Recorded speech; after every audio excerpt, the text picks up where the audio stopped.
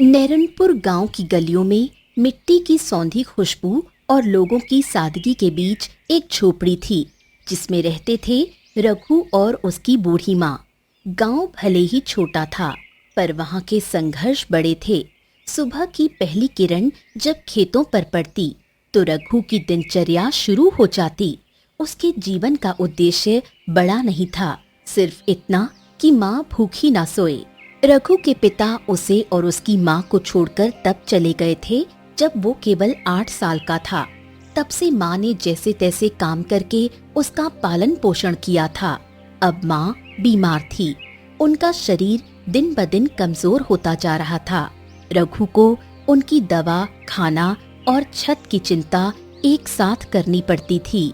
हाँ, अम्मा, आज फिर कुछ काम नहीं मिला। चंदू काका ने कहा कि अब लड़कों की जरूरत नहीं है। बेटा, निराश मत हो। मेहनत करने वालों को भगवान देर से सही लेकिन देता जरूर है। रघु चुपचाप माँ की झुर्रीदार हथेली पकड़कर बैठ गया। उसे समझ नहीं आ रहा था कि क्या करे, कहाँ जाए। गांव में मजदूरी करने वालों की संख्या ज्यादा थी पर काम सीमित थे। कोई खेतों में काम दे देता तो कोई मना कर देता। दिन में रोटियां जुटा लेना भी सौभाग्य की बात होती। उसी रात रघु गांव की चाय की दुकान पर बैठा हुआ था। वहां कुछ लोग गर्म चाय के साथ कुछ खाने की बातें कर रहे थे। अरे वाह वाह वाह वाह वाह हरिया काका, चाय तो बहुत बढ़िया है, पर साथ में कुछ गर्मा गर्म होता तो मजा ही आ जाता।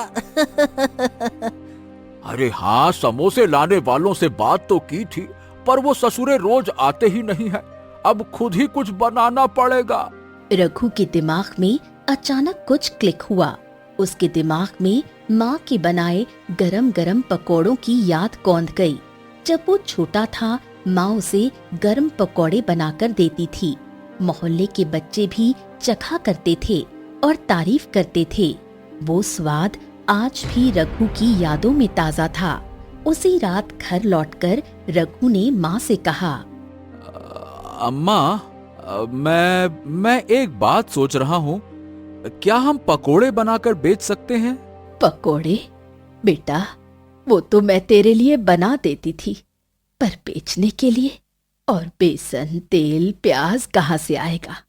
अरे अम्मा, हमारे पास जो बचे हुए चावल हैं उन्हें बेच देंगे। अरे बस एक बार शुरू कर लें, फिर देखना अम्मा, लोग खुदा ही कहेंगे रघु के पकोड़े खाए बिना चैन नहीं आता। हाँ। माँ बेटे की लगन देख मुस्कुरा दी।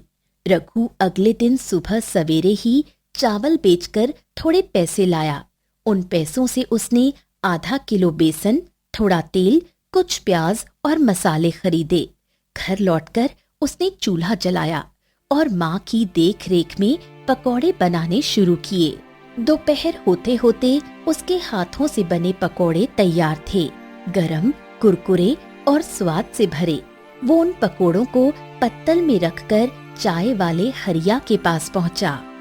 हाँ हरिया काका, ये देखो, ये पकौड़े मैंने बनाए हैं। चाहो तो आप इसे चाय के साथ बेचकर देख लो। अगर पसंद आए तो कल से रोज ले आऊंगा। हाँ बेटा, स्वाद तो देखने से ही लग रहा है। चलो अब बेचकर देखते हैं। अरे ग्राहक को पसंद आया तो आने दो भर भर के पकौड़ा, हम भी खाएंगे, लोगों को भी खिलाएंगे। पहला ग्राहक आया। उसने एक पकौड़ा लिया, चखा और चौंक गया। अरे वाह वाह वाह वाह वाह वाह, क्या बात है, क्या बात है, ये तो कमाल का स्वाद है भैया, एक और देना। क्या बात है काका, एकदम गर्दा उड़ा दिए, गजबाई पकौड़ा है ये। धीरे धीरे लोग आने लगे और एक एक करके सब पकौड़े बिक गए। रघु की आंखों में चमक थी और हरिया मुस्कुरा रहा था। बेटा, अब से तू रोज लाना, आधा मुनाफा तेरा और आधा मेरा, ठीक है? शुक्रिया काका, अब माँ को भूखा नहीं सोना पड़ेगा। हाँ। पहले दिन की कमाई से उसने माँ के लिए दूध और फल खरीदे। माँ ने बेटे को गले लगाकर कहा, आज तुझ में अपने पिता की झलक देखी।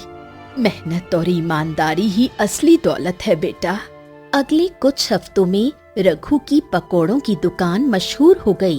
अब वो खुद एक छोटा ठेला लेकर स्कूल के बाहर और मंदिर के पास जाकर भी बेचने लगा। बच्चे बड़े बूढ़े सभी रघु के ग्राहक बन गए। कुछ कहते रघु के पकौड़े खाए बिना दिन अधूरा लगता है, लेकिन जहाँ मेहनत होती है वहाँ जलन भी आती है। गांव का एक धनी व्यापारी मुरली, जो अपने किराना दुकान में समोसे भी रखता था, उसकी बिक्री पर असर होने लगा। मुरली को ये बात खटकने लगी। अरे, ये ससुरा झोपड़ी वाला लड़का अब हमसे मुकाबला करेगा, मुरली से। इस ससुरे का घमंड तो तोड़ना पड़ेगा। एक रात मुरली ने अपने लोगों से रघु का ठेला तोड़वा दिया। अगली सुबह जब रघु पहुंचा तो ठेले के टुकड़े पड़े थे, कढ़ाई टूटी पड़ी थी और तेल बिखरा हुआ था। रघु चुपचाप खड़ा रहा, आंखों में आंसू थे, लेकिन उसने हार नहीं मानी। उसने टूटी लकड़ियां समेटी और वहीं बैठकर फिर से पकौड़े बनाने लगा। उसकी ये हिम्मत गांव के मास्टर श्यामू बाबू ने देखी। उन्होंने रघु को बुलाया और कहा, बेटा, मैं तुझे रोज मेहनत करते देखता हूँ। एक काम कर, ये ले बेटा 200 रुपए। इसे दान नहीं, मदद समझो। तू सफल होगा, है ना बेटा? रख रख रख। बाबूजी, ये मदद मैं ब्याज सहित लौटाऊंगा, पर जो हिम्मत आपने दी है वो हमेशा याद रखूंगा। धन्यवाद धन्यवाद। नए पैसे से रघु ने और अच्छा ठेला बनवाया, इस बार मजबूत लकड़ी का, और उस पर सुंदर सा नाम लिखा, रघु पकौड़े वाला। गांव का स्वाद माँ के हाथों जैसा। अब वो एक दिन में 300 रुपए तक कमा लेता था। माँ को हर हफ्ते दवाई मिलती थी, हर दिन पेट भर खाना और दोपहर में ताजे फल। माँ की आंखों में अब राहत थी। वो भगवान से यही प्रार्थना करती, हे ईश्वर, मेरे बेटे को कभी किसी के आगे हाथ ना फैलाने पड़े। धीरे धीरे रघु गांव के बच्चों की प्रेरणा बन गया।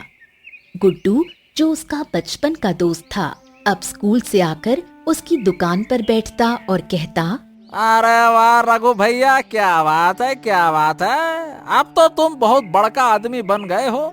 कभी टीवी उवी पे आओगे तो फोटो खिंचवाऊंगा। हाँ। अरे मित्र, तेरा रघु भैया जमीन से जुड़ा हुआ आदमी है, पर एक दिन ऐसा आएगा जब गांव छोड़कर शहर में एकदम बड़का दुकान खोलेंगे, देखना। मुरली सेठ, जिसने एक बार रघु का ठेला तोड़वाया था, अब चुप था, लेकिन उसकी नजर अब भी रघु पर थी। उसने महसूस कर लिया था कि रघु की मेहनत से सीधा उसके कारोबार को चोट पहुंच रही है, मगर वो जानता था कि खुलकर रघु को अब कुछ नुकसान पहुंचाना मुश्किल था। लोग अब रघु से प्यार करने लगे थे। एक दिन मुरली सेठ अपने पुराने मित्र से मिला।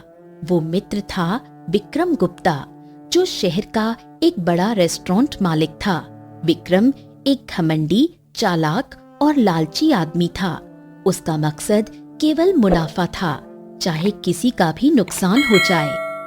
ये विक्रम भाई, हमारे गांव में एक छोकरा है, नाम है रघु, और ससुरा बस पकौड़े बनाता है और पूरा गांव उसके नाम का दीवाना हो गया है। अच्छा, तो क्या तुमको उससे डर लग रहा है? अरे डर नहीं है, परेशानी है, परेशानी है ससुरा।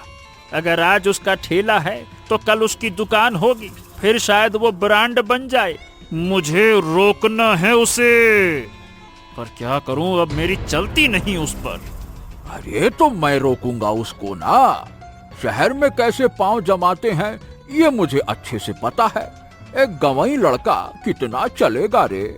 मुरली और विक्रम ने एक योजना बनाई।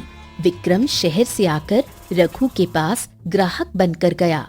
उसने पकोड़े खाए, तारीफ की और बोला,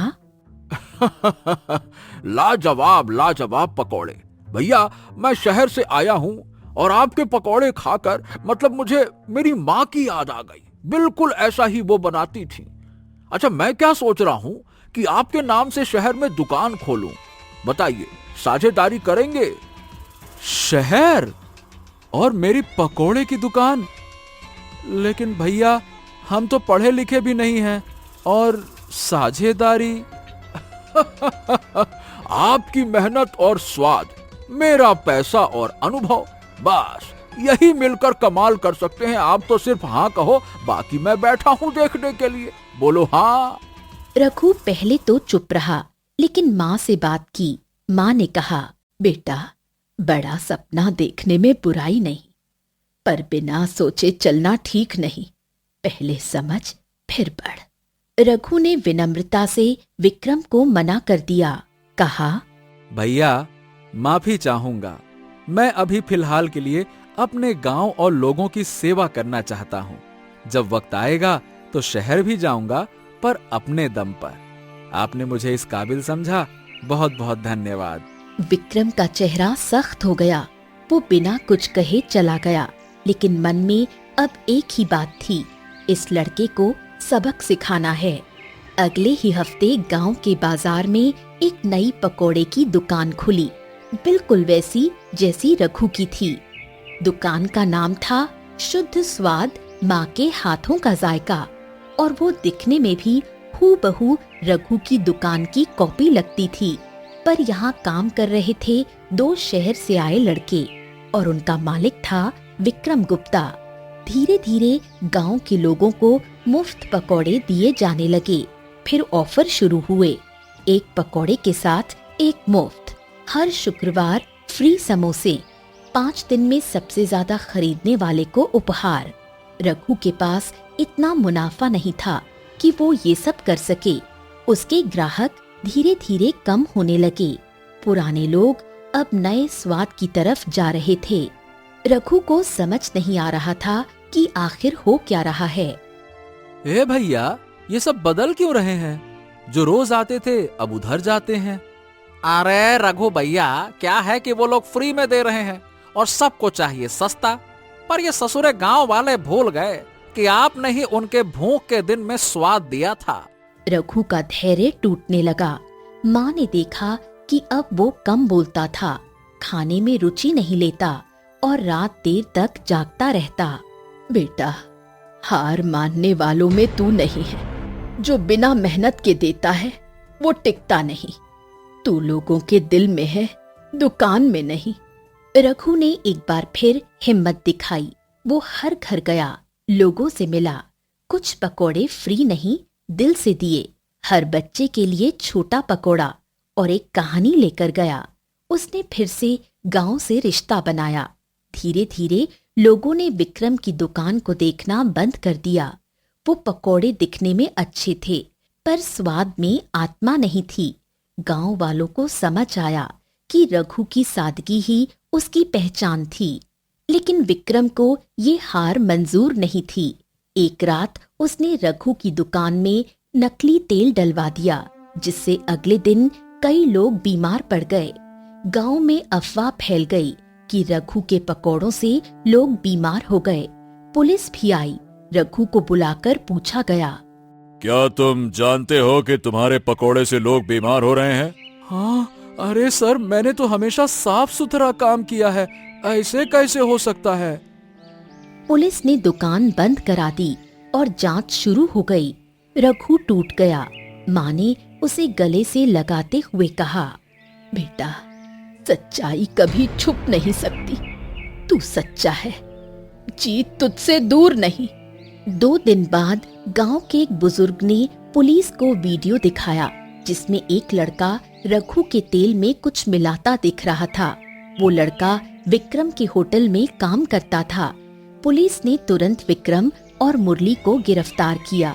गांव के लोगों ने एक स्वर में कहा, हमारे रघु को कोई नहीं हरा सकता। रघु की दुकान फिर से खुली। पहले ही दिन गांव भर के लोग पकोड़े खाने आए। कई बच्चों ने तख्ती उठाई, रघु भैया जिंदाबाद। एक शाम रघु अपनी दुकान पर बैठा हिसाब किताब कर रहा था। तभी उसकी नजर सड़क पार खड़ी एक लड़की पर पड़ी। वो सफेद सूट में थी, बाल खुले हुए, आंखों में आत्मविश्वास और चेहरे पर शालीनता का तेज। वो कोई आम लड़की नहीं लग रही थी। ए रघु भैया, ये लड़की कौन है? रोज ट्यूशन से लौटते वक्त यहीं से गुजरती है। पता नहीं, पर कुछ खास तो है उसमें। अगले कुछ दिनों तक रघु रोज उस लड़की को आते जाते देखता रहा। उसका नाम सुंदरी था। वो पास की एक लाइब्रेरी में बच्चों को पढ़ाने जाती थी। संस्कारी, समझदार और मेहनती। कुछ हफ्तों बाद रघु ने हिम्मत जुटाई और एक दिन सुंदरी से बातचीत की। नमस्ते बहन जी, मैं रघु।